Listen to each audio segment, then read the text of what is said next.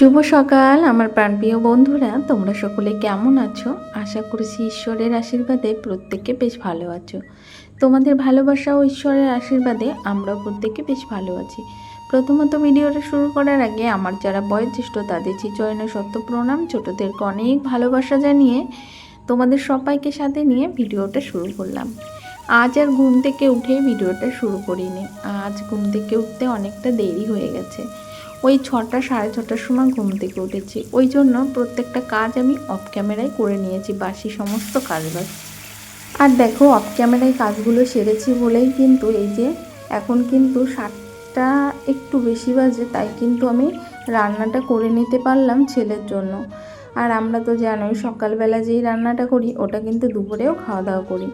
আর আজকে খুব সিম্পলভাবে ডিমের ঝোলের রেসিপিটা করলাম, কিন্তু এই সিম্পলভাবে ডিমের ঝোলের রেসিপি খেতে কিন্তু অসাধারণ লাগে। তোমরা তো প্রথমেই দেখতে পেলে, প্রথমে কিছুটা পেঁয়াজ আমি ভালো করে ভেজে নিয়েছিলাম, আর তারপরে কিছুটা রসুন কুচি দিয়েছি, তারপরে 2টো টমেটো দিয়েছি, তার মধ্যে গোটা গরম মশলা দিয়ে আলুগুলো ভেজে রেখেছিলাম, আলুগুলো মশলাটার মধ্যে দিয়ে ভালো করে নাড়িয়ে চাড়িয়ে তারপরে কিন্তু ঝোল দিয়ে দিয়েছি। এখন ঝোলটা যেই ফুটে গেছে তারপরে ডিমটা দিয়ে নিয়েছি। আর এখন দেখো এই যে আমার ডিমের ঝোলের রেসিপিটা কিন্তু হয়ে গেছে। আর ডিমের ঝোলের রেসিপির কালারটা দেখো অসাধারণ হয়েছে। আর এইভাবে খুব সাধারণভাবে ডিমের ঝোলের রেসিপি করলে খেতে কিন্তু ফাটাফাটি লাগে। আর গরমের মধ্যে এভাবে পাতলা ঝোল করে খেলে আমাদের স্বাস্থ্যের পক্ষেও কিন্তু খুব হেলদি বা উপকার। যাই হোক, তোমাদের সঙ্গে কথা বলতে বলতে তো ডিমের ঝোলটা হয়ে গেছে। তারপরে এই যে ছেলের জন্য ম্যাগিও করে নিলাম। আর এর মধ্যে দিয়েছি কিছুটা পাস্তা আর ম্যাগি, দুটো একসঙ্গে সিদ্ধ করে নিয়েছিলাম। আর এই যে কিছুটা ডিম অমলেট করে রেখেছিলাম সেটাই দিয়ে নিয়েছি। এখন আমার এই যে পাস্তা ম্যাগিটা হয়ে গেছে, এখন নামিয়ে নেব।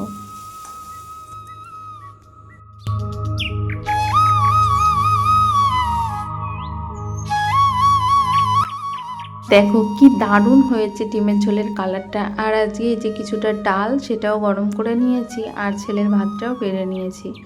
আর ছেলেকে বললাম 1 বোতল জল ভরে নে, স্কুলে নিয়ে যাবি। ও না সকালবেলা উঠে কিছু করতে চায় না, মানে জলের বোতলটাও যদি আমি ভরে দিই ওর খুব ভালো হয়, কিন্তু আজকে আমি বললাম তুই ভরে নে তোর জলের বোতলটা। তারপর জলের বোতলটাও ভরে নিয়েছে। তারপরে আমি ভাত বেড়ে নিয়ে বসে গেছি, বলছি আয় বাবা খেয়ে নেবি ঝটপট, তা ও কিছুতেই আসছে না। আর সকালবেলা ছেলেটা একদমই খেতে চায় না। দেখো অল্প কটা ভাত নিয়েছি, তাও বলছে আমি খাবো না। আর ওর ম্যাগিটাকে আমি ঠান্ডা করতে দিয়েছি। আর এখানে যেহেতু পাখা চলছে, ঠান্ডা হলে তারপরে প্যাক করে ব্যাগে দিয়ে দেবো। আর যেই ভাত নিয়ে বসেছি বারবার বলছি ভাত খাবি, ও বলছে এক গাল যেই নিয়েছে বলছে আর খাবো না, আর পারবো না আমি খেতে। মানে সে যে কী রাগ লাগে আমার তোমাদেরকে বলে বোঝাতে পারবো না। এত বড় ছেলে হয়ে গেছে আমার, ও খেতে বসে ওর বমি পায়, মানে আরও কত কিছু যে বলে। তারপরে আমাকে ওইগুলো ক্যামেরাবন্দি যখন করছিলাম তখন বলছে বন্ধুরা আমি আর খেতে পারবো না, আমার মা আমাকে জোর করে খাওয়াচ্ছে। তো ক্যামেরার সামনে বলেছে আমার ছেলে মাঝে মাঝে না, ওর বাবা যখন বাড়িতে থাকে ওর বাবা যেহেতু ওই 8টার সময় ঘুম থেকে ওঠে না, একটু পরেই ওঠে, যেহেতু ওকে যেদিন স্কুলে দিতে যায় সেদিন একটু আগে ওঠে, না হলে না ওর বাবাকেও মানে জোরে জোরে ডাকেও, বাবা আমাকে জোর করে খাওয়াচ্ছে, মানে সেই ছোট্টবেলার মতো ও করে। তবে যাই হোক, ওকে খাইয়ে দেয়, স্কুলে পাঠিয়ে দিলাম। তারপরে চলে এলাম রান্নাঘরে। আর এখন রান্নাঘরের সমস্ত বাসনকোসনগুলো মেজে নেব। আর এই দেখো বাসন মাজতে গেলে এত ঝামেলা হয়, মানে কি বলবো তোমাদেরকে, এই জায়গাটায় মানে ভীষণই অসুবিধা হয়। ভেবেছি একটা দেখি টুল বা টেবিল যাই হোক একটা নিতে হবে, না হলে এইভাবে থালা বাসন মাজতে আমার ভীষণ ভীষণ কষ্ট হয়। আর এখান থেকে না প্রায় দিন পড়েও যায়, ওই জন্য ভেবেছি দেখি একটা টেবিল হোক বা ছোট্ট একটা কিছু নিয়ে এখানে রাখতে হবে, না হলে খুবই অসুবিধা হচ্ছে। তাই যাই হোক, এর মধ্যে থালা বাসনগুলো আমার মাজা হয়ে গেছে। এখন কিন্তু সমস্ত থালা বাসনগুলো আমি ধুয়ে নিচ্ছি। আর যেহেতু হাজবেন্ড এসে যাবে, আর ওর জন্য আজকে ওই যে ডিমের কষা করেছি, ওই ডিম কষার ঝোলটাই কিন্তু ওকে টিফিনে দিয়ে দেব। তারপরে যাই হোক, এখন বিছানাটাকে তুলে নিচ্ছি।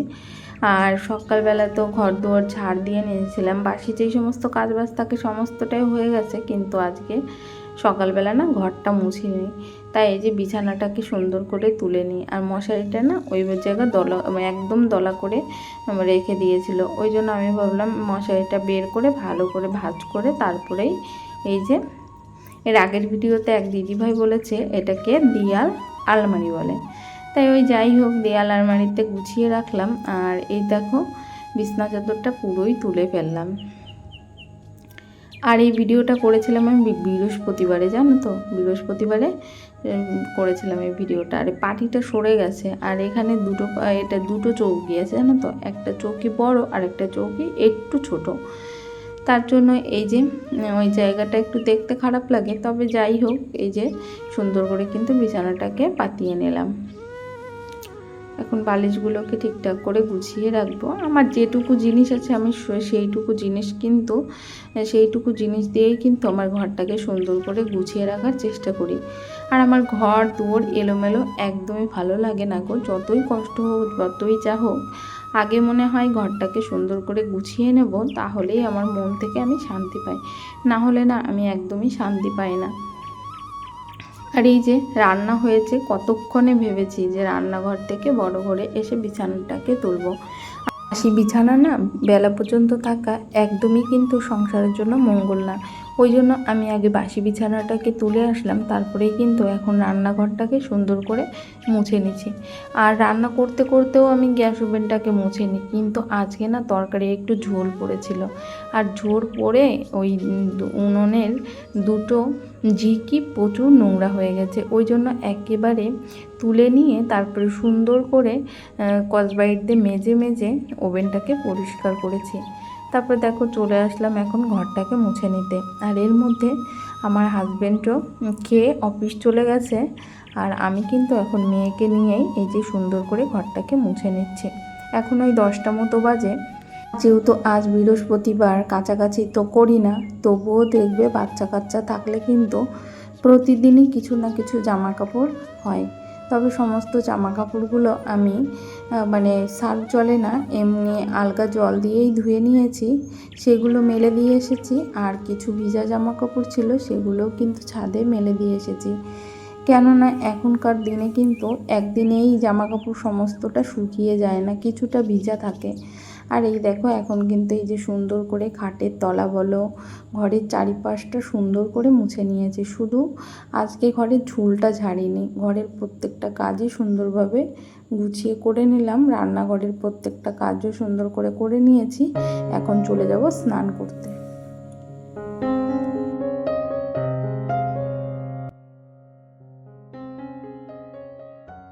এই দেখো স্নান করে চলে এসেছি আমি ঠাকুরঘরের সামনে। আর এখন এই যে ঠাকুরঘরের কাজগুলো ঝটপাঝপ করে নেব। আর আজকে কিন্তু বৃহস্পতিবার, ওই জন্য ঠাকুরকে একটু গঙ্গা জল আর এই যে গোলাপ জল দিয়েই কিন্তু ঠাকুরগুলোকে সুন্দর করে মুছে নেব। আর ঠাকুরের ফটোগুলো কিন্তু আমি বৃহস্পতিবার আর বুধবার এই 2 দিনই কিন্তু গোলাপ জল আর গঙ্গা জল দিয়ে মুছি, তাছাড়া প্রতিদিন কিন্তু সময় হয় না ঠাকুরগুলোকে মুছে নেবার। ইচ্ছা করে জানো তো, কিন্তু সংসারের কাজবাজগুলো এতটা পরিমাণে থাকে যে প্রতিদিন ঠাকুরের এইভাবে মোছা কখনোই সম্ভব হয় না। তবে যাই হোক আমি ঠাকুরগুলোকে মুছে নিয়ে উপর থেকে থালা বাসনগুলো মেজে নিয়ে এসেছি। জানো তো বন্ধুরা, এখন প্রায় 11:15 বাজে, আর এখন কিন্তু স্নান টিনান করে এই যে ঠাকুর পুজোটা দিয়ে নিচ্ছি। আর আমার কিন্তু মানে সকাল সকাল স্নান করে যতক্ষণ আমি ঠাকুর পুজোটা না করি ততক্ষণ পর্যন্ত আমার কিন্তু মনটা একদমই ভালো লাগে না। যখন আমি স্নান পুজো করে নিই তখন মনে হয় আমার সংসারের অনেক অনেক কাজ আমি কমপ্লিট করে ফেলেছি। আর ওই জন্যই কিন্তু প্রতিদিন চেষ্টা করি সকাল সকাল স্নানটা করে নিতে।